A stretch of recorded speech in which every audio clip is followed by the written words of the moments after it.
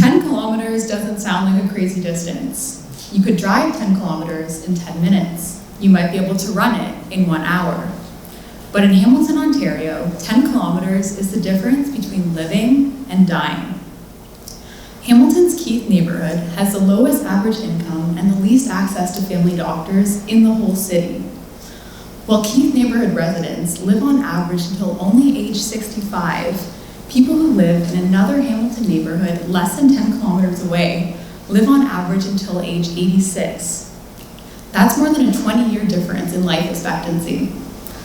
Thus far, very little has been done to address the pressing health needs of this community. But this spring, a group of family doctors in Hamilton is opening a new health clinic in the Keith neighborhood. Despite having raised funds for the clinic's construction and operations, one critical question remained unanswered. How does one actually design a health clinic that meets community needs now and as time goes on? That's where my research comes in.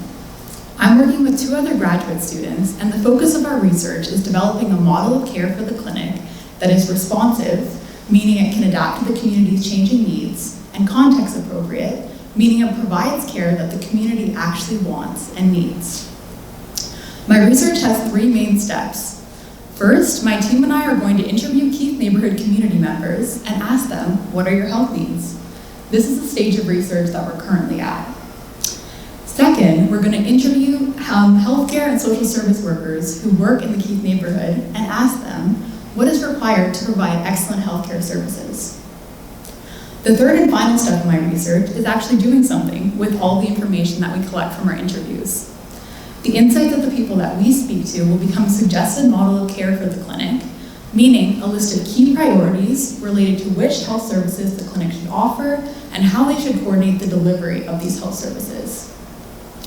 Talking to people who actually live and work in the Keith neighborhood will ensure that the clinic is designed for them and by them.